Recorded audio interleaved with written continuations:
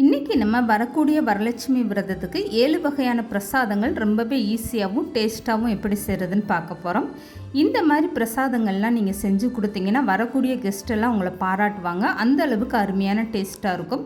இந்த மாதிரி பிரசாதம் செஞ்சு கொடுத்தீங்கன்னா உங்களோட வேலை டைமே ரொம்ப மிச்சமாயிரும். ஹலோ ஃப்ரெண்ட்ஸ், வெல்கம் டு சமையல் டிலேட்.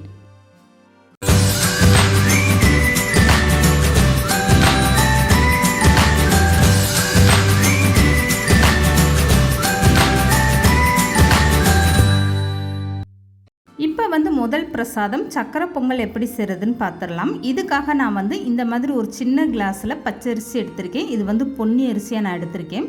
இப்போ இந்த அரிசி குக்கரில் சேர்த்துக்கோங்க. இது கூடவே ஒரு 3 ஸ்பூன் அளவுக்கு பாசிப்பருப்பு சேர்த்துக்கோங்க. இப்போ இது எல்லாத்தையும் ஒரு 3லேருந்து 4 டைம் நல்லா கழுவி எடுத்துகிட்டு வந்துடுங்க. இதுக்கப்புறமா தண்ணி அளந்துட்டு சேர்த்துக்கலாம். இப்போ அரிசியும் பாசிப்பருப்பையும் கழுவி எடுத்துகிட்டு வந்தாச்சு. நான் 1 கிளாஸ் அளவுக்கு அரிசி அளந்து எடுத்தேன். இதில் 5 கிளாஸ் அளவுக்கு நான் தண்ணி சேர்த்துருக்கேன். 1க்கு 5 பங்கு அளவுக்கு நீங்கள் தண்ணி சேர்த்துக்கோங்க. எந்த உலக்குள்ள இல்லை கப்பில் நீங்கள் அரிசி அளந்து எடுக்கிறீங்களோ 1 கப்புனா 5 கப் அளவுக்கு நீங்கள் தண்ணி சேர்த்துக்கோங்க. இந்த அளவுக்கு நீங்கள் தண்ணி சேர்த்தா தான் சக்கரை பொங்கல் நல்லா குலைவாக வரும். இப்போ குக்கர் மூடி போட்டு இது விசில் வச்சு கரெக்டாக ஒரு 5லேருந்து 6 விசில் வரைக்கும் வர வச்சுருங்க. இப்போ இந்த குக்கரில் 5 விசில் வரட்டும். இதுக்கப்புறமா அந்த குக்கர் அப்படியே எடுத்து வச்சுட்டு அது விசில் நல்லா அடங்க வச்சுருங்க. இந்த கேப்பில் புளியோதரை எப்படி செய்கிறதுன்னு பார்த்துடலாம். இதுக்காக ஒரு அகலமான பாத்திரம் வச்சுட்டு 1 ஸ்பூன் அளவுக்கு வெந்தயம் சேர்த்துக்கோங்க.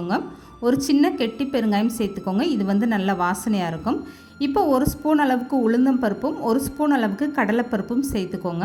இது எல்லாம் சேர்த்துட்டு ஸ்டவ்வை மீடியமாக வச்சுட்டு இந்த பருப்பு லேசாக செவந்து வரட்டும். அது வரைக்கும் நல்லா இந்த மாதிரி வறுத்து விட்டுருங்க. இப்போ நான் எடுத்திருக்க அளவு பார்த்தீங்கன்னா 1/2 கிலோ அரிசிக்கான அளவுக்கு நான் எடுத்திருக்கேன். இந்த பொடி 1/2 கிலோ அரிசிக்கு கரெக்டான அளவாக இருக்கும். நீங்கள் அரிசி கூட சேர்த்திங்கன்னா அதுக்கேற்ற மாதிரி மற்ற பொருட்கள் எல்லாமே கூட சேர்த்துக்கோங்க. இப்போ ஒரு 5 மிளகாய் வத்தல் சேர்த்துக்கோங்க. இது கூடவே 2 ஸ்பூன் அளவுக்கு காஞ்ச மல்லி சேர்த்துக்கோங்க. இதெல்லாம் சேர்த்துட்டு இந்த மாதிரி லேசாக வறுத்து விடுங்க. பருப்பு நல்லா வறுப்பட்டதுக்கப்புறமா நீங்கள் மல்லியும் மிளகாய் வத்தலும் சேர்த்துக்கோங்க. இப்போ ஒரு 2 நிமிஷம் நல்லா வறுத்து விட்டிங்கன்னா போதும். இது கூடவே ஒரு 1/4 ஸ்பூன் அளவுக்கு கருப்பு எள்ளு சேர்த்துக்கோங்க. கருப்பு எள்ளு நிறைய சேர்த்துட்டிங்கன்னா உங்களுக்கு புளியோதரையோடைய கலர் மாறிடும். அதனால் இந்த அளவுக்கு மட்டும் நீங்கள் சேர்த்துக்கோங்க. இப்போ நல்லாவே வறுப்பட்டுருச்சு. இந்த நேரத்தில் நீங்கள் ஸ்டவ்வை ஆஃப் பண்ணிவிட்டு இதை அப்படியே அந்த பாத்திரத்தில் வைக்காமல் வேறு ஒரு தட்டில் கொட்டி நல்லா ஆற வச்சுருங்க. ஆறுனதுக்கப்புறம் ஒரு ஈரம் இல்லாத மிக்சி ஜாரில் ரொம்ப வலுவலுன்னு அரைக்காமல் லேசாக கொரகொரப்பாக அரைச்சி எடுத்துக்கோங்க. இதுக்கப்புறம் வேறு ஒரு அகலமான பாத்திரத்தில் ஒரு 5 ஸ்பூன் அளவுக்கு நல்லெண்ணெய் சேர்த்துக்கோங்க. புளியோதரைக்கு நீங்கள் தாராளமாக எண்ணெய் சேர்த்துக்கோங்க. அப்போ தான் நல்லா வாசனையாகவும் டேஸ்ட்டாக இருக்கும். இப்போ 1 ஸ்பூன் அளவுக்கு கடுகு உளுந்தம் பருப்பு சேர்த்துக்கோங்க. இந்த கடுகு உளுந்து நல்லா பொரிஞ்சு வரட்டும். இதுக்கப்புறமா ஒரு கைப்பிடி அளவுக்கு பச்சை நிலக்கடலை இருந்தால் சேர்த்துக்கோங்க. அப்படி இல்லைன்னா வறுத்த கடலைன்னா நீங்கள் தோல் நீக்கிட்டு அதை அப்படியே சேர்த்துக்கோங்க. இப்போ ஸ்டவ்வை மீடியமாக வச்சுட்டு இந்த கடலை நல்லா பொரிஞ்சு வர வரைக்கும் வறுத்து விட்டுருங்க. பச்சை நிலக்கடலைன்றனால நான் லேசாக பொரியிற வரைக்கும் வறுத்து விட்டுக்கிட்டு இருக்கேன். நீங்கள் காஞ்ச நிலக்கடலைன்னா உடனே சேர்த்துட்டு நீங்கள் மற்ற பொருட்கள் எல்லாமே சேர்த்துக்கலாம். அதை ரொம்ப நேரம் நீங்கள் வறுக்க வேண்டாம். இப்போ 2 காஞ்ச மிளகாய் கிள்ளிட்டு சேர்த்துக்கோங்க. இது கூடவே கொஞ்சமாக கருவேப்பிலையும் சேர்த்துக்கோங்க. 1/2 கிலோ அரிசிக்கு நான் 50 கிராம் அளவுக்கு புளி சேர்த்துருக்கேன். உங்களுக்கு எந்த அளவுக்கு புளிப்பு தேவையோ அதுக்கேற்ற மாதிரி நீங்கள் சேர்த்துக்கோங்க. இப்போ புளி கரைச்சலை இந்த மாதிரி நல்லா கரைச்சிட்டு இதை அப்படியே சேர்த்துக்கோங்க. இந்த புளி கரைச்சலை ஒரு 2 டைம் நல்லா வடிகட்டி எடுத்துக்கோங்க. அப்போ தான் புளியோதரை சாப்பிடும்போது உங்களுக்கு மண்ணு தூசி இல்லாமல் இருக்கும். இப்போ இது சேர்த்ததுக்கப்புறம் தேவையான அளவு உப்பு சேர்த்துக்கோங்க. நான் ஏற்கனவே சாதத்தில் உப்பு போட்டு வடிச்சிருக்கேன். அதனால் கொஞ்சமாக நான் உப்பு சேர்த்துருக்கேன். இப்போ இது கூடவே 1/2 ஸ்பூன் அளவுக்கு மஞ்சத்தூள் சேர்த்துக்கோங்க. இப்போ இதெல்லாம் சேர்த்துட்டு ஒரு டைம் நல்லா கலந்து விட்டுருங்க. இந்த புளி கரைசல் நல்லா கெட்டியாக வரட்டும். அது வரைக்குமே நல்லா கொதிச்சு உங்களுக்கு வற்றி வரணும். புளி கரைச்சலை இந்த அளவுக்கு நல்லா வற்ற விட்டுருங்க. பார்க்கும்போதே தெரியும் எந்த அளவுக்கு நல்ல எண்ணெயெல்லாம் தனியாக பிரிஞ்சு வந்துருச்சு பாருங்கள். இந்த அளவுக்கு நல்லா வற்ற விட்டிங்கன்னா தான் உங்களுக்கு புளியோதரை சீக்கிரமாக கெட்டும் போகாது, நல்லா உதிரியாக வரும். இப்போ இது கூடவே ஒரு சின்னதாக உடைச்ச வெல்லம் சேர்த்துக்கோங்க. இதை சேர்த்து நீங்கள் புளியோதரை செய்யும்போது ஒரு லேசான இனிப்போடு அது நல்ல ஒரு டேஸ்ட்டாக இருக்கும். அப்படியே கோவிலில் வாங்கக்கூடிய புளியோதரை டேஸ்ட்டில் ரொம்பவே சூப்பராக இருக்கும். இப்போ இதெல்லாமே சேர்த்துட்டு நல்லா கலந்து கொடுத்துருங்க. இப்போ புளியோதரைக்கு புளி கரைச்சல் ரொம்பவே சூப்பராக ரெடி ஆயிடுச்சு. இப்போ அரைச்சி எடுத்துகிட்டு வந்த புளியோதரை பொடியை நான் எடுத்து காட்டுறேன் பாருங்கள். இந்த அளவுக்கு லேசாக கொரகொரப்பாக அரைச்சி எடுத்துக்கோங்க. இதுக்கப்புறம் சாதத்தோடு சேர்த்துட்டு எப்படி புளியோதரை கிண்டி எடுக்கிறதுன்னு பார்த்துடலாம். இதுக்காக நான் சாதம் ஏற்கனவே நல்லா வடிச்சிட்டு இந்த மாதிரி ஆற வச்சுருக்கேன். எப்போதுமே நீங்கள் லெமன் சாதம் புளியோதரையெல்லாம் செஞ்சீங்கன்னா இந்த மாதிரி சாதத்தை ஃபஸ்ட்டு வடித்து நல்லா ஆற வச்சு எடுத்துக்கோங்க. இப்போ வந்து இந்த சாதத்தோட ஒரு 4 ஸ்பூன் அளவுக்கு நல்லெண்ணெய் சேர்த்துட்டு நல்லா கலந்து கொடுத்துருங்க. எடுத்ததுமே நீங்கள் புளியோதரை பேஸ்ட்டை சேர்க்காம இந்த மாதிரி எண்ணெய் சேர்த்து சாதத்தை நல்லா கலந்து விட்டுட்டிங்கன்னா அப்போ உங்களுக்கு சாதம் எவ்வளோ நேரம் ஆனாலுமே நல்லா உதிரி உதிரியாக இருக்கும். இப்போ இந்த மாதிரி சாதத்தை நல்லா ஆற வச்சு எடுத்து வச்சுக்கோங்க. எப்போதுமே நீங்கள் லெமன் சாதம் புளியோதரெல்லாம் செய்கிறீங்கன்னா சூடான சாதத்தில் போட்டு கிண்டாதீங்க. இந்த மாதிரி சாதத்தை ஆற வச்சுட்டு செய்யும்போது உங்களுக்கு நல்லா உதிரி உதிரியாக இருக்கும். இப்போ வந்து அரைச்சி எடுத்து இந்த புளியோதரை பொடியை அப்படியே சேர்த்துக்கோங்க. நான் எடுத்திருந்த அளவு வந்து இந்த சாதத்துக்கு கரெக்டான அளவாக இருந்துச்சு. நீங்கள் கூடுதலாக சாதம் எடுத்திங்கன்னா அதுக்கேற்ற மாதிரி நீங்கள் பொடியோட அளவெல்லாம் கூடுதலாக சேர்த்துக்கோங்க. இப்போ இந்த பொடியை சேர்த்துட்டு சாதத்தை ஒரு டைம் நல்லா கலந்து கொடுத்துருங்க. இந்த மாதிரி கலந்து கொடுத்ததுக்கப்புறமா புளியோதரை பேஸ்ட்டை நீங்கள் அப்படியே சேர்த்துருங்க. நான் எடுத்திருந்த புளியோட அளவுமே எனக்கு இந்த சாதத்துக்கு கரெக்டான அளவாக புளிப்பாக இருந்துச்சு. உங்களுக்கு தேவைன்னா நீங்கள் கூடுதலாக கொஞ்சம் புளி சேர்த்துக்கோங்க. இதுக்கப்புறம் ஒரு கரண்டி வச்சு இந்த மாதிரி நல்லா கலந்து கொடுத்துருங்க. அவ்வளோதாங்க, நல்லா உதிரி உதிரியாக ரொம்பவே அருமையான டேஸ்ட்டில் ஒரு சூப்பரான புளியோதரை ரெடி ஆகிடுச்சு பாருங்கள். இப்போ இந்த புளியோதரையை நான் கலந்துட்டு எடுத்து காட்டுறேன் பாருங்கள். எந்த அளவுக்கு நல்லா உதிரி உதிரியாக ரொம்பவே சூப்பராக இருக்குன்னு பாருங்கள். இந்த மாதிரி நீங்கள் ஒரு மசால் பொடி அரைச்சிட்டு புளியோதரை செய்யும்போது அது அப்படியே கோவில் பிரசாதம் மாதிரி ரொம்பவே சூப்பராக இருக்கும். இப்போ வந்து சக்கரை பொங்கலுக்கு வேக வச்ச இந்த சாதம் வந்து எந்த அளவுக்கு நல்லா குலைவாக வெந்திருக்குன்னு பார்க்கலாம். 5 விசில் வந்ததுமே நீங்கள் ஸ்டவ்வில் இருந்து இந்த குக்கரை இறக்கி வச்சுட்டு ஒரு 10 நிமிஷம் வந்து அப்படியே ஃப்ரீயாக விட்டுருங்க. 10 நிமிஷத்துக்கு அப்புறம் நீங்கள் ஓப்பன் பண்ணி பார்த்தீங்கன்னா எந்த அளவுக்கு நல்லா சாதம் வந்து குலைவாக வெந்து வந்திருக்கு பாருங்கள். இந்த சக்கரை பொங்கலுக்கு 1க்கு 5 பங்கு அளவுக்கு நீங்கள் தண்ணி சேர்த்திங்கன்னா சாதம் வந்து இந்த அளவுக்கு நல்லா குலைவாக ரொம்பவே சூப்பராக வந்துடும். இப்போ வந்து கரண்டி போட்டு இந்த சாதத்தை ஒரு டைம் நல்லா மசிச்சு விட்டதுக்கப்புறம் உடச்ச வெல்லம் வந்து சேர்த்துக்கோங்க. நான் வாங்கியிருந்த வெல்லம் வந்து நல்ல நயமான வெல்லமாக இருந்தனால அப்படியே சேர்த்துக்கிட்டேன். நீங்கள் ஒரு வேளை கல் தூசி இருக்கும்னா இதை லேசாக தண்ணி ஊற்றி கொதிக்க வச்சுட்டு நல்லா வடிகட்டிட்டு அதுக்கப்புறமா சேர்த்துக்கோங்க. எந்த கப்பில் இல்லை கிளாஸில் நீங்கள் அரிசி அளந்து எடுக்கிறீங்களோ 1க்கு வந்து 1.5 அப்படி இல்லைன்னா 1.25 அளவுக்கு நீங்கள் வெல்லம் சேர்த்துக்கோங்க. இந்த இனிப்பு வந்து கரெக்டான இனிப்பாக இருக்கும். இப்போ வந்து உடச்ச வெல்லத்தை சேர்த்துட்டு இந்த மாதிரி நல்லா பொங்கலை கலந்து கொடுங்க. இந்த வெல்லம்லாம் நல்லா கரைஞ்சி இந்த அளவுக்கு வரணும். இப்போ வந்து ஸ்டவ்வை மீடியமாக வச்சுட்டு இதுக்கப்புறம் மற்ற பொருட்கள் எல்லாமே சேர்த்துக்கலாம். இப்போ வந்து இதுக்காக ஒரு 3 ஸ்பூன் அளவுக்கு நெய் சேர்த்துக்கோங்க. உங்களுக்கு எந்த அளவுக்கு நெய்யோட அளவு தேவையோ அதுக்கேற்ற மாதிரி நீங்கள் நெய் கூடுதலாக குறைச்சோ சேர்த்துக்கோங்க. இப்போ 1/2 ஸ்பூன் அளவுக்கு இதில் ஏலக்காய் சுக்கு சேர்ந்த பொடி சேர்த்துக்கோங்க. பொங்கலுக்கு வந்து நல்ல வாசனையாக இருக்கும். இப்போ இது எல்லாமே சேர்த்து நல்லா கலந்து கொடுத்ததுக்கப்புறமா வேறு ஒரு அகலமான பாத்திரத்தில் நெய் சேர்த்துட்டு முந்திரி பருப்பும் உலர்ந்த திராட்சையும் சேர்த்து வறுத்துட்டு சேர்த்துக்கோங்க. இப்போ வந்து இதுக்காக ஒரு அகலமான பாத்திரம் எடுத்துக்கோங்க. இதில் வந்து ஒரு 2 ஸ்பூன் அளவுக்கு நெய் சேர்த்துக்கோங்க. கொஞ்சமாக முந்திரி பருப்பு இல்லை பாதாம் பருப்பு சேர்த்துக்கோங்க. இது கூடவே உலர்ந்த திராட்சை கொஞ்சமாக நீங்கள் சேர்த்துக்கோங்க. இது ரெண்டுமே நல்லா பொரிஞ்சு வரட்டும். பொரிஞ்சு வந்ததுக்கப்புறம் அப்படியே நீங்கள் சக்கரை பொங்கலில் சேர்த்துக்கோங்க. அவ்வளோதாங்க. இந்த சக்கரை பொங்கலுக்கு நீங்கள் வெல்லம் வாங்கும்போது ரொம்ப மஞ்சள் கலரில் இருக்கக்கூடிய வெல்லத்தை வாங்காதீங்க. அது வந்து உங்களுக்கு பொங்கலுக்கு ஒரு நல்ல கலரும் கொடுக்காது, சுவையும் கொடுக்காது. அதில் வந்து அதிகமான மண் தூசி இருக்கும். அதனால் ரொம்ப மஞ்சள் கலரில் இருக்கக்கூடிய வெல்லத்தை வந்து நீங்கள் வாங்காதீங்க. பொங்கல் செய்யும்போது எந்த மாதிரி வெல்லம் நீங்கள் பயன்படுத்துகிறீங்களோ அதுக்கேற்ற மாதிரி தான் உங்களுக்கு டேஸ்ட்டு கொடுக்கும்.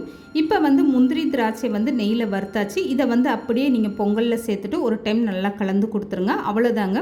ரொம்பவே சூப்பராக நம்மளுக்கு சக்கரை பொங்கலும் ரெடி ஆகிடுச்சு பாருங்கள். அப்படி கோவிலில் வாங்கக்கூடிய சக்கரை பொங்கல் மாதிரி இது சாப்பிட்றதுக்கு அவ்வளோ ஒரு அருமையான டேஸ்ட்டாக இருக்கும். நல்லா குலைவாக ரொம்பவே சூப்பராக வந்திருக்கு பாருங்கள். இந்த சக்கரை பொங்கலை நீங்கள் அப்படியே ஸ்டவ் ஆஃப் பண்ணி எடுத்து வச்சுருங்க. ஆறுனதுக்கப்புறம் பார்த்தீங்கன்னா உங்களுக்கு சக்கரை பொங்கல் இன்னும் கொஞ்சமே நல்லா கெட்டியாகிட்டு வந்துடும். சக்கரை பொங்கல் செய்யும்போது இந்த மாதிரி நீங்கள் குக்கரில் வேக வச்சு செய்யும்போது உங்களுக்கு ரொம்பவே ஈஸியாக வேலை முடிஞ்சிடும். அதிகமான டைம் எடுத்துக்கிறாது. இப்போ இந்த பொங்கல் நான் ஸ்பூனில் எடுத்து காட்டுறேன் பாருங்கள் எவ்வளோ சூப்பராக வந்திருக்குன்னு.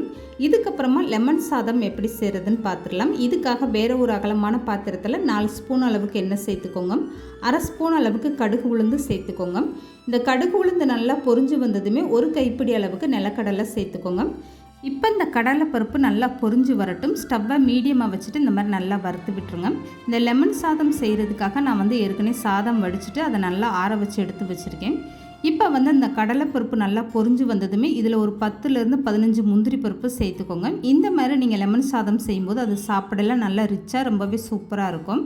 இப்போ வந்து முந்திரி பருப்பு கடலைப்பருப்பு எல்லாமே செவந்து வந்துருச்சு பாருங்கள். இதுக்கப்புறம் நீங்கள் ஸ்டவ்வை ஆஃப் பண்ணிவிட்டு இதில் காஞ்ச மிளகாய் சேர்த்துக்கோங்க.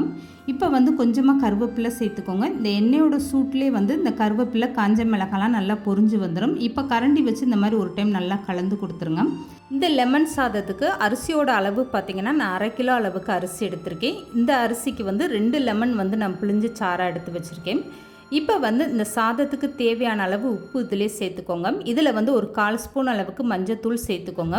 இப்போ வந்து இது கூடவே எடுத்து வச்சுருக்க எலுமிச்சை சாறை வந்து அப்படியே சேர்த்துக்கோங்க. இந்த பாத்திரத்தோட சூட்லேயே எந்த அளவுக்கு நல்லா கொதிச்சு வருது பாருங்கள். இதை வந்து அப்படியே சாதத்தோட உடனே கொன்னே சேர்த்துட்டு நல்லா கலந்து கொடுத்துருங்க. இந்த லெமன் சாதம் செய்கிறதுக்கு முன்னாடி நீங்கள் ஃபஸ்ட்டு வந்து சாதம் வடித்து இந்த மாதிரி ஒரு அகலமான பாத்திரத்தில் கொட்டி நல்லா ஆற வச்சுருங்க. அதுக்கப்புறமா நீங்கள் இதெல்லாம் தாளிச்சிட்டு அப்படியே உடனே கொன்னே சேர்த்து நல்லா கலந்து கொடுத்துடலாம். அவ்வளோதாங்க, ரொம்பவே சூப்பராக நம்மளுடைய லெமன் சாதமும் ரெடி ஆகிடுச்சு பாருங்கள். இந்த மாதிரி நீங்கள் லெமன் சாதம் செஞ்சு சாப்பிட்டு பாருங்கள். கொஞ்சம் கூட கசப்பே இல்லாமல் அவ்வளோ ஒரு அருமையான டேஸ்ட்டாக இருக்கும். சில பேர் வந்து எலும்பிச்சை சாறை சேர்த்துட்டு அதை ரொம்ப நேரம் கொதிக்க வச்சுருவாங்க. அந்த மாதிரி செஞ்சிங்கன்னா அந்த சாதம் வந்து கண்டிப்பாக கசப்பு தன்மையை கொடுத்துரும். இந்த மாதிரி நீங்கள் லெமன் சாதம் செஞ்சு பாருங்கள், ரொம்பவே அருமையான டேஸ்ட்டாக இருக்கும். இப்போ இந்த சாதத்தை நான் எடுத்து காட்டுறேன் பாருங்கள். எந்த அளவுக்கு நல்லா உதிரி உதிரியாக பார்க்குறதுக்கு ரொம்பவே சூப்பராக வந்திருக்கு பாருங்கள்.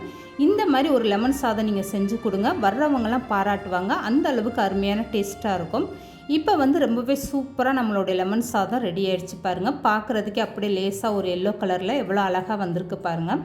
இதுக்கப்புறம் சுசியம் எப்படி செய்கிறதுன்னு பார்த்துடலாம். இதுக்காக வந்து குக்கரில் கொஞ்சமாக நீங்கள் கடலைப்பருப்பு சேர்த்துக்கோங்க. உங்களுக்கு எந்த அளவுக்கு இந்த ஸ்டஃபிங் தேவையோ அதுக்கேற்ற அளவுக்கு நீங்கள் கடலைப்பருப்பு எடுத்துக்கோங்க. நான் வந்து இந்த மாதிரி சின்ன கப்பில் 1 கப் அளவுக்கு கடலைப்பருப்பு எடுத்திருக்கேன். இதை வந்து ஒரு 2 டைம் நல்லா கழுவி எடுத்துகிட்டு வந்துடுங்க. இப்போ இதில் வந்து 1 கப்பு கடலைப்பருப்புக்கு 2லேருந்து 2.5 கப் அளவுக்கு நீங்கள் தண்ணி சேர்த்துக்கோங்க. இதுக்கப்புறம் குக்கர் மூடி போட்டுட்டு ஒரு 5 விசில் வரைக்கும் நல்லா வேக வச்சு எடுத்துக்கோங்க. இந்த கடலைப்பருப்பு வந்து நல்லா குழஞ்சி வெந்து வரணும், அது வரைக்குமே நல்லா வேக வச்சு எடுத்துக்கோங்க. இப்போ இந்த கடலைப்பருப்பு ஒரு 5 விசில் வந்து இது நல்லா வெந்து வரட்டும். வெந்து வந்ததுமே இதை ஆற வச்சுட்டு தான் நம்ம சுசியத்துக்கு பூர்ணம் தயார் பண்ண முடியும். இந்த டயத்தில் வந்து நம்ம கோதுமை மாவை பயன்படுத்தி அதிரசம் எப்படி செய்கிறதுன்னு பார்த்துடலாம். இதுக்காக ஒரு அகலமான பாத்திரம் எடுத்துக்கோங்க. இதில் வந்து 2 கப் அளவுக்கு நீங்கள் உடைச்ச வெல்லம் சேர்த்துக்கோங்க. எந்த கப்பில் நீங்கள் மாவு அளந்து எடுக்க போகிறீங்களோ அதில் வந்து 2 கப் அளவுக்கு உடைச்ச வெல்லம் சேர்த்துக்கோங்க. 2.5 கப் அளவுக்கு தண்ணி சேர்த்துக்கோங்க. இப்போ வந்து இந்த உடைச்ச வெல்லம் வந்து நல்லா கொதி வந்து கரைஞ்சி வரட்டும். அது வரைக்குமே ஸ்டவ்வில் வச்சு இந்த மாதிரி நல்லா கலந்து கொடுத்துருங்க. இந்த வெல்லம் வந்து கொஞ்சம் கூட கல் தூசியே இல்லாதனால நான் வடிகட்டலை. இதில் வந்து 1 ஸ்பூன் அளவுக்கு நெய் சேர்த்துக்கோங்க. நெய் சேர்த்து இந்த அதிரசம் செய்யும்போது நல்லா வாசனையாக டேஸ்ட்டாக இருக்கும். இப்போ வந்து இந்த வெள்ளை கரைசல்லாம் நல்லா கொதிக்க ஆரம்பிச்சிருச்சு பாருங்கள். இந்த கட்டி வெல்லம்லாம் கரைஞ்சிட்டு நல்லா கொதி வர ஆரம்பிச்சிருச்சு. இந்த நேரத்தில் நீங்கள் கம்ப்ளீட்டாக ஸ்டவ்வை குறைச்சி வச்சுக்கோங்க. இப்போ 1 ஸ்பூன் அளவுக்கு வெள்ளை எள்ளு சேர்த்துக்கோங்க, அப்படி இல்லைனா கருப்பு எள்ளு சேர்த்துக்கோங்க. இப்போ வந்து 1 கைப்பிடி அளவுக்கு தேங்காய் துருவல் சேர்த்துக்கோங்க. தேங்காய் துருவல் சேர்த்து நீங்கள் இந்த அதிரசம் செய்யும்போது அது நல்ல ஒரு வாசனையாகவும் டேஸ்ட்டாகவும் இருக்கும். இப்போ இதெல்லாம் சேர்த்ததுக்கப்புறம் 1 கப் அளவுக்கு கோதுமை மாவு சேர்த்துக்கோங்க. இந்த கப்பில் தான் நான் வந்து உடைச்ச வெல்லம் தண்ணியோட அளவெல்லாம் சேர்த்து எடுத்திருக்கேன். இப்போ அதே கப்பில் 1 கப் அளவுக்கு அரிசி மாவு சேர்த்துக்கோங்க. இப்போ 1/2 கப் அளவுக்கு ரவை சேர்த்துக்கோங்க. இது எல்லாமே சேர்த்ததுக்கப்புறம் உடனே கொண்டே நல்லா கரண்டி வச்சு கலந்து கொடுத்துருங்க. சீக்கிரமாகவே உங்களுக்கு வந்து இந்த தண்ணியெல்லாம் நல்லா இழுத்துட்டு மாவு கெட்டியாக ஆரம்பிச்சிடும். இப்போ இந்த மாதிரி ஒரு டைம் நல்லா கலந்து கொடுத்ததுமே நீங்கள் ஸ்டவ்வை ஆஃப் பண்ணிவிட்டு இந்த மாதிரி நல்லா கலந்து கொடுத்துட்டே இருங்க. இந்த மாவு வந்து நல்லா பாத்திரத்தில் ஒட்டாத அளவுக்கு உங்களுக்கு கெட்டியாகி வரணும். இந்த மாதிரி நல்லா கெட்டியாகி வர்ற வரைக்கும் நீங்கள் கலந்து கொடுத்துருங்க. மாவு சேர்த்ததும் ஒரு 2 நிமிஷத்துலேயே உங்களுக்கு மாவு இந்த அளவுக்கு நல்லா கெட்டியாக ஆரம்பிச்சிடும். இப்போ வந்து ஸ்டவ்வை ஆஃப் பண்ணிடுங்க. இதில் 1 ஸ்பூன் அளவுக்கு சுக்கு ஏலக்காய் சேர்ந்த பொடி வந்து அப்படியே சேர்த்துக்கோங்க. இதெல்லாம் சேர்த்ததுக்கப்புறம் லேசாக ஒரு பிஞ்ச் அளவுக்கு இதில் உப்பு சேர்த்துக்கோங்க. இதுக்கப்புறம் ஒரு டைம் கரண்டி போட்டு நல்லா கலந்து கொடுத்துருங்க. இப்போ வந்து இந்த மாவை அப்படியே நல்லா ஆற வச்சுருங்க. இது ஒரு 10 நிமிஷம் நல்லா ஆறுனா தான் கை போட்டு உங்களுக்கு பிசைய முடியும். இந்த மாவை பாதி அளவுக்கு மட்டும் மூடி போட்டு மூடி வைங்க. ஃபுல்லாக மூடி வச்சிட்டிங்கன்னா வேர்த்து வேர்த்து அந்த தண்ணியெல்லாம் வடிய ஆரம்பிச்சிடும். திறந்து வச்சாலுமே உங்களுக்கு இந்த மாவு காஞ்சி போயிடும். அதனால் பாதி அளவுக்கு மூடி போட்டு நீங்கள் லேசாக மூடி வச்சிங்கன்னா போதும். இப்போ இந்த மாவு வந்து கையில் எடுத்து காட்டுறேன் பாருங்கள், எந்த அளவுக்கு மாவு நல்லா கெட்டியாக இருக்குன்னு. இப்போ இந்த மாவு வந்து ஒரு 10 நிமிஷம் நல்லா ஆறட்டும். இந்த நேரத்தில் வந்து வேக வச்ச கடலைப்பருப்பு எந்த அளவுக்கு நல்லா வெந்திருக்குன்னு பார்க்கலாம். இந்த கடலைப்பருப்பு 5 விசில் வந்ததுக்கப்புறம் உடனே நீங்கள் மூடியை ஓப்பன் பண்ணாமல் ஒரு 10 நிமிஷம் அப்படியே ஃப்ரீயாக விட்டுட்டு அதுக்கப்புறமா மூடியை திறந்து பாருங்கள். இப்போ நான் கடலைப்பருப்பு எடுத்து கையில் ஒன்று அமுக்கி காட்டுறேன் பாருங்கள், எந்த அளவுக்கு நல்லா சாஃப்டாக வெந்து வந்துருச்சு பாருங்கள். இப்போ வந்து இந்த கடலைப்பருப்பில் இருக்கக்கூடிய தண்ணியெல்லாம் நல்லா வடிச்சிருங்க. வடித்ததுக்கப்புறம் இந்த கடலைப்பருப்பு லேசாக ஆற வச்சுருங்க. கடலைப்பருப்பை நல்லா ஆற வச்சுட்டு அதுக்கப்புறமா மிக்சி ஜாரில் சேர்த்து கொரன்னு அரைச்சிக்கோங்க. தண்ணி எதுவுமே சேர்க்கக்கூடாது. சூடோடு அரைச்சிங்கன்னா மேலெல்லாம் தெறிக்க ஆரம்பிச்சிடும். இப்போ வந்து இந்த கடலைப்பருப்பு அரைச்சி எடுத்துகிட்டு அப்படியே இருக்கட்டும். இப்போ வந்து பூர்ணம் செய்கிறதுக்காக ஒரு அகலமான பாத்திரத்தில் 1 கப் அளவுக்கு உடைச்ச வெல்லம் சேர்த்துக்கோங்க. எந்த கப்பில் கடலைப்பருப்பு அளந்து எடுக்கிறீங்களோ அதே கப்பில் 1 கப் அளவுக்கு உடைச்ச வெல்லம் சேர்த்துக்கோங்க. 1/4 கப் அளவுக்கு தண்ணி சேர்த்துக்கோங்க. இப்போ வந்து இந்த வெல்லம் வந்து நல்லா கொதிச்சு கரைஞ்சி வரட்டும். அது வரைக்குமே ஸ்டவ்வை மீடியமாக வச்சுட்டு இந்த மாதிரி நல்லா கலந்து கொடுத்துருங்க. இப்போ வெள்ளை கரைசல் பாருங்கள் நல்லாவே கொதிச்சு கரைஞ்சி வந்துருச்சு. இந்த நேரத்தில் அரைச்சி எடுத்துருக்க கடலைப்பருப்பு அப்படியே சேர்த்துக்கோங்க. தண்ணி எதுவுமே சேர்க்காமல் நீங்கள் அரைச்சிங்கன்னா கடலைப்பருப்பு இந்தளவுக்கு நல்லா கெட்டியாக இருக்கும். இப்போ ஒரு கைப்பிடி அளவுக்கு இதில் தேங்காய் துருவல் சேர்த்துக்கோங்க. அரை ஸ்பூன் அளவுக்கு ஏலக்காய் சுக்கு பொடி சேர்த்துக்கோங்க. இதெல்லாம் சேர்த்துட்டு நல்லா கலந்து கொடுத்துருங்க. இந்த மாதிரி கலந்து கொடுக்கும்போது உங்களுக்கு ரொம்ப சீக்கிரமாகவே இந்த கடலைப்பருப்பு பூர்ணம் கெட்டியாக ஆரம்பிச்சிடும். மண்டை வெல்லம் சேர்த்துட்டு தண்ணியோட அளவு மட்டும் நீங்கள் கரெக்டாக சேர்த்திங்கன்னா இந்த பூர்ணம் வந்து ரொம்ப நேரம் நீங்கள் அடுப்பில் வச்சு கலந்து கொடுக்க தேவையில்லை. இந்த மாதிரி லேசாக கலந்து கொடுத்தீங்கன்னா உங்களுக்கு கடலைப்பருப்பு பூர்ணம் சீக்கிரமாகவே கெட்டியாக்கி வந்துடும். இந்த மாதிரி கெட்டியாக வந்ததுமே ஸ்டவ்வை ஆஃப் பண்ணிடுங்க. இந்த பூரணம் வந்து நல்லா ஆறட்டும். இந்த டயத்தில் வந்து அதிரசம் மாவு வந்து எந்த அளவுக்கு நல்லா ஆறி இருக்குன்னு செக் பண்ணி பார்க்கலாம். கை வச்சு பார்க்கும்போதே தெரியும் லேசாக பொறுக்கிற சூடாக தான் இருக்குது. இந்த டயத்தில் வந்து கையை லேசாக தண்ணியில் நனைச்சிக்கிட்டே நீங்கள் மாவை பிசைஞ்சு எடுத்துக்கோங்க. அப்போ தான் மாவு வந்து உங்களுக்கு கரெக்டான பக்குவத்தில் இருக்கும். இப்போ வந்து நான் மாவு எடுத்து காட்டுறேன் பாருங்கள், எந்த அளவுக்கு நல்லா சாஃப்டாக இருக்குது பாருங்கள். இப்போ இந்த மாவு சின்ன சின்ன உருண்டைகளாக நீங்கள் கையில் எடுத்துக்கோங்க.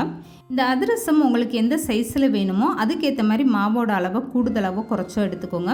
இந்த மாதிரி கொஞ்சமாக மாவை எடுத்துகிட்டு நல்லா உள்ளங்கையில் வச்சு விரிசல் விழுகாத அளவுக்கு மாவை நல்லா உருண்டையாக திரட்டி எடுத்துக்கோங்க. அதுக்கப்புறம் உள்ளங்கையில் வச்சு இந்த மாதிரி லேசாக தட்டி எடுத்துக்கோங்க. கொஞ்சம் கூட மாவில் விரிசல் விழுகாத அளவுக்கு ரொம்பவே சூப்பராக வந்திருக்கு பாருங்கள்.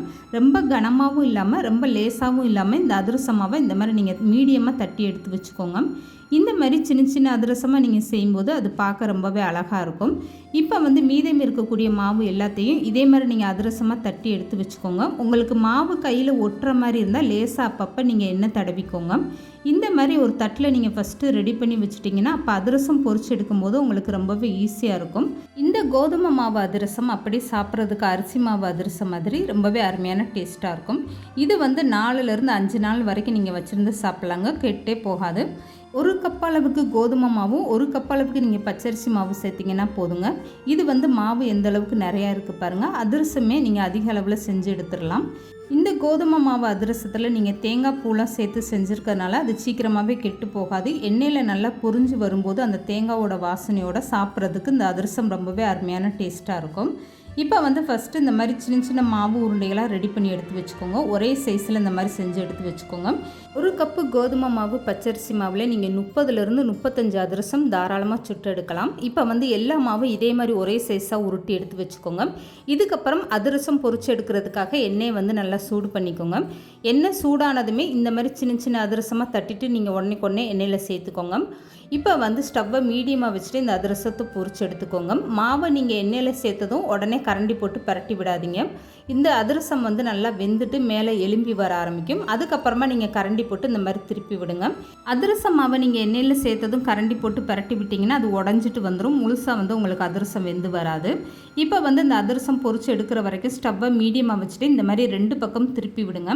இப்போ பாருங்கள் அதிரசம் வந்து இந்த அளவுக்கு நல்லா செவந்து வரணும். இதுக்கப்புறம் ஸ்டவ்வை கம்ப்ளீட்டாக குறைச்சிட்டு இந்த அதிரசத்தை எண்ணெயை வடித்து வெளியே எடுத்து வச்சுருங்க. அவ்வளோதாங்க. மீதம் இருக்கக்கூடிய எல்லா மாவையும் இதே மாதிரி நீங்கள் அதிரசமாக சுட்டு எடுத்து வச்சுக்கோங்க.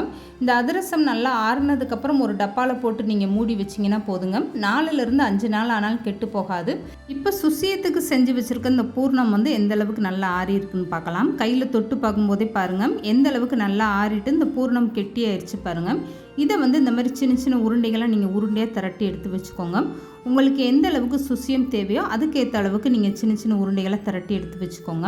ஃபஸ்ட்டு வந்து இந்த மாதிரி நீங்கள் பூர்ணம் தயார் பண்ணிவிட்டு இதை சின்ன சின்ன உருண்டைகளை எடுத்து வச்சிட்டிங்கன்னா அதுக்கப்புறம் வந்து சுசியம் செய்கிறது உங்களுக்கு ரொம்பவே ஈஸியாயிரும். இப்போ நான் எடுத்திருந்த 1 கப்பு கடலைப்பருப்பில் எனக்கு வந்து 10லேருந்து ஒரு 15 உருண்டைகள் கிடச்சிருக்கு. உங்களுக்கு எந்த அளவுக்கு தேவையோ அதுக்கேற்ற மாதிரி நீங்கள் எடுத்துக்கோங்க. இப்போ வந்து நான் உளுந்தம்பருப்பு எடுத்து இதை நல்லா கழுவிட்டு ஊற வச்சு எடுத்திருக்கேன். இது வந்து உளுந்த வடைக்கும் சுசியத்துக்கும் சேர்த்து நான் ஒன்றாவே கழுவி ஊற வச்சு எடுத்திருக்கேன். இந்த மாதிரி நீங்கள் செஞ்சீங்கன்னா உங்களோட வேலை வந்து ரொம்பவே ஈஸியாக முடிஞ்சிடும். 3லேருந்து 4 டைம் நல்லா இந்த உளுந்தம்பருப்பை கழுவிட்டு ஒரு 1.5 மணி நேரம் ஊற வச்சு எடுத்துக்கோங்க. இதை வந்து பாதி அளவுக்கு நீங்கள் உளுந்தம்பருப்பு எடுத்து மிக்ஸி ஜாரில் சேர்த்து இந்த மாதிரி நல்லா அரைச்சி எடுத்துக்கோங்க. மாவு எடுத்து பார்த்தா இந்த அளவுக்கு நல்லா கெட்டியாக இருக்கணும். இப்போ இது கூடவே 4 ஸ்பூன் அளவுக்கு பச்சரிசி மாவு சேர்த்துக்கோங்க. பச்சரிசி மாவு சேர்த்து இந்த சுசியம் செய்யும்போது உங்களுக்கு நல்லா கிறிஸ்பியாக இருக்கும். இப்போ இது கூடவே 4 ஸ்பூன் அளவுக்கு இதில் மைதா மாவு சேர்த்துக்கோங்க. இப்போ இந்த மாவுக்கு தேவையான அளவு உப்பு சேர்த்துக்கோங்க. இந்த வெளி மாவுக்கு எந்த அளவுக்கு உப்பு தேவையோ அதுக்கேற்ற அளவுக்கு உப்பு சேர்த்துக்கோங்க. இப்போ இதெல்லாம் சேர்த்ததுக்கப்புறம் கை வச்சு நல்லா கலந்து கொடுங்க. மாவு வந்து நல்லா கெட்டியாக இருக்குது பாருங்கள். இப்போ இந்த மாவில் கொஞ்சம் கொஞ்சமாக தண்ணி சேர்த்துட்டு இந்த மாவை நல்லா கரைச்சி எடுத்துக்கோங்க. இந்த மாவை நான் கரைச்சிட்டு எடுத்து காட்டுறேன் பாருங்கள். மாவு எந்த அளவுக்கு நல்லா திக்காக இருக்குன்னு.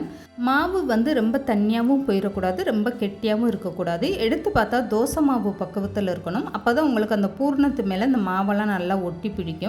மாவில் எடுத்ததுமே அதிக அளவில் தண்ணி சேர்த்துறாதீங்க. அதிகமாக தண்ணி போயிடுச்சுன்னா அதுக்கப்புறம் நீங்கள் எக்ஸ்ட்ரா மாவு சேர்த்திங்கன்னா அது அவ்வளோ நல்லா இருக்காது. இந்த மாதிரி கொஞ்சம் கொஞ்சமாக தண்ணி சேர்த்து நீங்கள் மாவை கரைச்சி எடுத்து வச்சுக்கோங்க. இந்த சுசியம் மாவு மட்டும் நீங்கள் எந்த டயத்தில் சுசியம் பொரிச்சு எடுக்க போகிறீங்களோ அப்போ வந்து உளுந்தம்பருப்பு அரைச்சிட்டு உடனே மாவை கரைச்சி இந்த மாதிரி பொரிச்சு எடுத்துக்கோங்க. நீங்கள் மாவு லேசாக கொஞ்சம் நேரம் வச்சுட்டு அப்புறமா பொரிச்சு எடுக்கலாம்னு நினச்சாலும் மாவு வந்து உங்களுக்கு புளிச்சு போயிடும். பொரிச்சு எடுக்கும் போதுமே சுசியம் அதிகமான எண்ணெய் குடிக்க ஆரம்பிச்சிடும். இப்போ வந்து மாவை கலந்தாச்சு. எடுத்து வச்சுருக்க இந்த பூர்ண உருண்டை ஒன்று எடுத்து மாவு மேலே இந்த மாதிரி முக்கி எடுத்துக்கோங்க. இப்போ கையில் இருக்க இந்த மாவை வந்து இந்த பாத்திரத்தில் இப்படி வடித்து விட்டுருங்க. இதை வந்து அப்படியே எண்ணெயில் சேர்த்து பொரிச்சு எடுத்துக்கோங்க. ஒவ்வொரு பூர்ண உருண்டையும் இந்த மாதிரி மாவில் முக்கிட்டு இப்படி சேர்த்துக்கோங்க. சுசி மாவு நீங்கள் எண்ணெயில் சேர்த்ததுமே உடனே கரண்டி போடாதீங்க. மாவு சேர்க்கும் போதுமே இந்த மாதிரி ஒவ்வொரு உருண்டையும் பக்கத்தில் சேர்க்காம தள்ளி இந்த மாதிரி சேர்த்துக்கோங்க. எண்ணெயில் போட்டதுமே இந்த சுசி மாவு எந்த அளவுக்கு நல்லா பொரிஞ்சு பெருசாக வருது பாருங்கள். இந்த மாதிரி நல்லா பெருசாக வரணும். இதுக்கப்புறம் நீங்கள் ஸ்டவ்வை மீடியமாக வச்சுட்டு 2 பக்கம் நல்லா திருப்பி விட்டு செவந்து வர வரைக்கும் பொரிச்சு எடுத்துக்கோங்க. இப்போ இந்த சுசியம் வந்து நல்லா செவந்து வந்துருச்சு பாருங்கள். இதுக்கப்புறம் எண்ணெயை வடிச்சிட்டு வெளியே எடுத்துருங்க. மீதமே இருக்கக்கூடிய எல்லா மாவையும் இதே மாதிரி நீங்கள் சுசியமாக பொரிச்சு எடுத்து வச்சுக்கோங்க. இந்த சுசியம் பார்க்குறதுக்கு அப்படியே ஒரே சைஸில் எவ்வளோ ஒரு சூப்பராக வந்திருக்கு பாருங்கள். உள்ளே இருக்கக்கூடிய பூர்ணத்தோடு இதை சாப்பிட்றதுக்குமே அவ்வளோ ஒரு அருமையான டேஸ்ட்டாக இருக்கும். இந்த மாதிரி நீங்கள் பிரசாதம் செஞ்சிங்கன்னா ரொம்பவே ஈஸியாக செஞ்சு முடிச்சிடலாம். கொஞ்சம் கூட டென்ஷனே இல்லாமல் இந்த மாதிரி ஈஸியாக நீங்கள் வேலை செஞ்சு பாருங்கள். இப்போ வந்து அடுத்த பிரசாதமான உளுந்த வடை எப்படி செய்கிறதுன்னு பார்க்கலாம். இப்போ வந்து நான் பாதி உளுந்து வந்து உளுந்த வடைக்கு மிக்ஸி ஜாரில் சேர்த்து அரைச்சி எடுத்து வச்சுருக்கேன். உளுந்த வடைக்கு நீங்கள் மிக்சியில் அரைக்கும் போது கொஞ்சம் கொஞ்சமாக ஐஸ் வாட்டர் சேர்த்து அரைச்சி எடுத்துக்கோங்க. அப்போ உளுந்து மாவு வந்து நல்லா இந்த மாதிரி பொங்கி வந்துடும். மாவு கையில் எடுத்து பார்த்தீங்கன்னா இந்த அளவுக்கு நல்லா கெட்டியாக இருக்கணும். இப்போ வந்து இந்த உளுந்த மாவில் 4 ஸ்பூன் அளவுக்கு அரிசி மாவு சேர்த்துக்கோங்க. அரிசி மாவு சேர்த்து நீங்கள் உளுந்த வடை செய்யும்போது அது நல்லா கிறிஸ்பியாக இருக்கும். இப்போ இது கூடவே ஒரு சின்னதாக பச்சை மிளகா பொடிசாக கட் பண்ணிவிட்டு சேர்த்துக்கோங்க. இது கூடவே கொஞ்சமாக கருவேப்பிலை கட் பண்ணிவிட்டு சேர்த்துக்கோங்க. 1 ஸ்பூன் அளவுக்கு ஜீரகம் சேர்த்துக்கோங்க. இப்போ இதில் 1/4 ஸ்பூனுக்கும் கொஞ்சம் குறைவான ஆப்ப சோடா சேர்த்துக்கோங்க. ஆப்ப சோடா அதிகம் சேர்த்துடக்கூடாது. மிக்ஸி ஜாரில் சேர்த்து இந்த உளுந்த மாவு அரைச்சனால தான் நான் ஆப்ப சோடா சேர்க்குறேன். இப்போ வந்து இந்த வடைக்கு தேவையான அளவு உப்பு சேர்த்துக்கோங்க. இப்போ இது கூடவே நீங்கள் விருப்பப்பட்டால் கொஞ்சமாக மிளகு சேர்த்துக்கோங்க. இப்போ இந்த உளுந்த வடைக்கு நான் வெங்காயம் எதுவுமே சேர்க்கலை. வெங்காயம் சேர்த்து நீங்கள் உளுந்த வடை செஞ்சிங்கன்னா அது சீக்கிரமாகவே கெட்டு போயிடும். இந்த மாதிரி நீங்கள் வெங்காயம் சேர்க்காமல் உளுந்த வடை செஞ்சு பாருங்கள். காலையில் செய்கிற உளுந்த வடை நைட்டு வரைக்கும் கெட்டு போகாமல் ரொம்பவே சூப்பராக இருக்கும். இப்போ இந்த மாவை வந்து ஒரு டைம் கை போட்டு இந்த மாதிரி நல்லா கலந்து எடுத்துருங்க. அவ்வளோதாங்க, உளுந்த வடைக்கு ரொம்பவே சூப்பரான உளுந்த மாவும் ரெடி ஆகிடுச்சு பாருங்கள். இப்போ இந்த மாவை பயன்படுத்தி எப்படி உளுந்த வடை பொரிச்சு எடுக்கிறதுன்னு பார்க்கலாம். இப்போ வந்து கையை நல்லா கழுவிடுங்க. லேசாக கையை ஈரம் பண்ணிவிட்டு இந்த மாவை கையில் எடுத்துக்கோங்க. அப்போ தான் உங்களுக்கு உளுந்த மாவு கையில் ஒட்டாமல் இருக்கும். மாவை கையில் எடுத்துகிட்டு இந்த மாதிரி பெருவிரலில் ஓட்டை போட்டு அப்படியே எண்ணெயில் போட்டு பொரிச்சு எடுத்துக்கோங்க. மாவு எடுக்கும்போது ஒவ்வொரு டைமே நீங்கள் கையை லேசாக ஈரம் பண்ணிவிட்டு அதுக்கப்புறமா நீங்கள் மாவு எடுங்க. அப்படி எடுத்தால் தான் உங்களுக்கு கையில் மாவு ஒட்டாமல் வரும். சின்ன வடையாக இந்த மாதிரி நீங்கள் உளுந்த வடையை தட்டிட்டு எண்ணெயில் சேர்த்துக்கோங்க. இதுக்கப்புறம் ஸ்டவ்வை மீடியமாக வச்சுக்கோங்க. இந்த வடை வந்து தானாக இப்படி மேலே எலும்பி வந்துடும். இதுக்கப்புறமா நீங்கள் 2 பக்கம் நல்லா திருப்பி போட்டு இந்த உளுந்த வடையை நல்லா செவந்து வர வரைக்கும் இந்த மாதிரி எண்ணெயில் பொரிச்சு எடுத்துக்கோங்க. இதே மாதிரி மீதம் இருக்கக்கூடிய எல்லா மாவையுமே நீங்கள் இந்த மாதிரி உளுந்த வடையாக பொரிச்சு எடுத்துக்கோங்க. இப்போ பாருங்கள், இந்த உளுந்த வடை எந்த அளவுக்கு நல்லா செவந்து ரொம்பவே சூப்பராக வந்திருக்கு பாருங்கள். இந்த உளுந்த வடை மாவில் நீங்கள் அரிசி மாவு சேர்த்து செய்யும்போது உளுந்த வடை நல்லாவே செவந்து ரொம்பவே சூப்பராக வரும். அதே நேரத்தில் உங்களுக்கு உளுந்த வடை எண்ணெயும் குடிக்காது.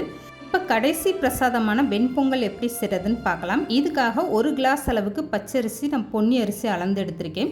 இதை வந்து ஒரு பாத்திரத்தில் சேர்த்துட்டு 3 ஸ்பூன் அளவுக்கு பாசிப்பருப்பு சேர்த்துக்கோங்க. இதை வந்து ஒரு 4 டைம் நல்லா கழுவி எடுத்துருங்க.